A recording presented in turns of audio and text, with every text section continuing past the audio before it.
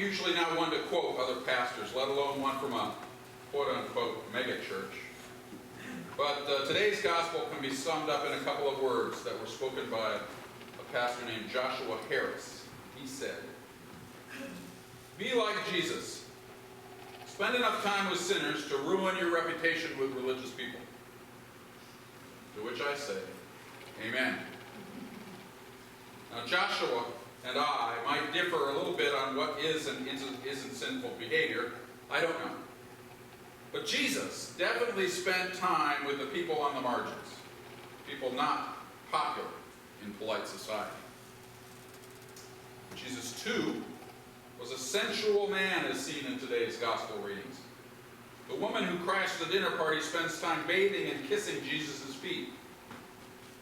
A woman who anointed Jesus' feet with ointment. Someone who shows affection and sensual tenderness to Jesus. And Jesus admonished his host for not showing him but a fraction of the honor this strange, notorious woman showed Jesus. Now, we'll never know what, if anything, would have caused Simon in today's story to think of this woman as a sinner. But he was a Pharisee, and they knew all about sins, after all. He might have known her to be ritually unclean or ill, or perhaps she had broken any number of the 600-plus Mosaic laws. Perhaps she was just poor and acting out of her social caste. Being a forward woman, being about in the world alone, might have cast her as a sinner. There are places even today in the Middle East where a woman alone would have been seen as scandalous, would have been seen as a scandalous woman and labeled as a sinner just because of that. Jesus, though, God, though, accepts homage from all of us. If only those who had not sinned were able to receive and give blessings, the world would have stopped spinning. The sun would have stopped shining millennia ago, before any of us were born. Yes, we are told in today's gospel to spend enough time with sinners to ruin our reputation with religious people. And Jesus did just that. He was human.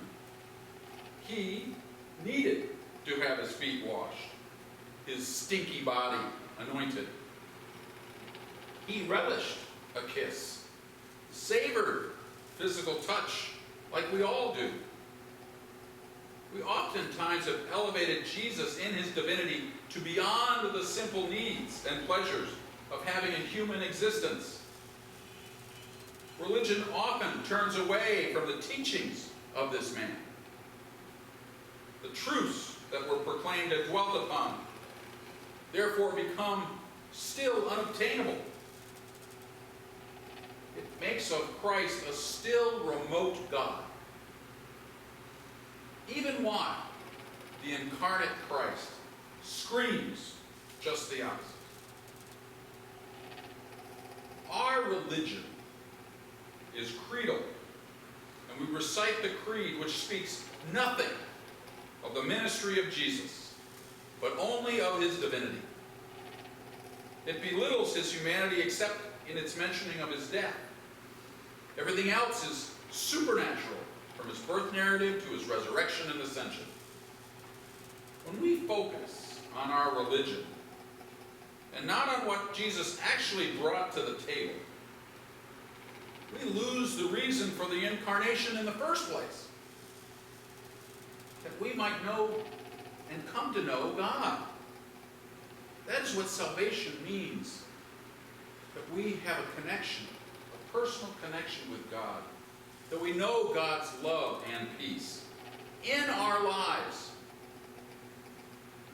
Forgiveness removes the barriers that we put up, not society, that we put up between ourselves and the experience of God. Paul, who, as he had said earlier in his letter to the Galatians, never knew Jesus, the man, actually sums this up beautifully in the basis for our gospel story here in his letter. Simon Another Pharisee focuses so much on the religious works that needed to be done, the adherence to the law and the definition of sin as described by the laws of Moses, that he missed the opportunity to truly interact with God through Jesus. You think about it. If we find Jesus to be divine, he's sitting, breaking bread with God. And he's more worried about this sinner at Jesus' feet. Paul, the penultimate man of religion, at least in his own view, saw the trap of being a slave to religion, and not to the one for whom the religion was formed and founded. Of course, he is arguing against the teachers of his day who followed after him into Galatia, who said you must follow the law to do the works prescribed there before you be ready to receive God's favor. He argued against that continually, because he saw that as an impossible task, in his opinion. Paul says, leave all that behind. All you need is a personal relationship with God through Christ to be blessed. If the religion of Judaism was enough, then there was no need for Christ. And Jesus died in vain. That's the essence of the theology in Galatians he just expounds. God accepts and loves us all. And in today's scriptures, we are being asked to be the woman tending to the weary and stinky feet of Jesus. To humble ourselves, to leave our judgments and judgmental attitudes at the door, dropping the rock of societal norms where they hold us back from having a real relationship with the divine. The woman's sins, whatever they might be, were forgiven through her courage to reach out to Jesus no matter what. And then she showed the greater gratitude. The scriptures are full of people being human. Even our story from 1 Kings, where the greedy king wants more, wants the vineyard of another, and then arranges for the death of the man who wouldn't give him what he wanted. Story of eventual justice proclaimed by Elijah, even if in a way which attributes all of the actions to God, but is then a little unclear about the responsibility. Ahab will eventually be punished for the sins of himself and his wife Jezebel, but what sins had Naboth committed that God let him be unjustly put to death? It's still very difficult for me to fathom the primitive understandings of a deity who rules all of life, but only takes responsibility for some of it. Yet, this is the culture that Jesus came into. And it's a culture we still live in today.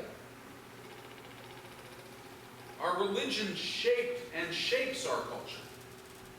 Now, it does less so today than before, much to the chagrin of both the church and religious fundamentalists of every bent.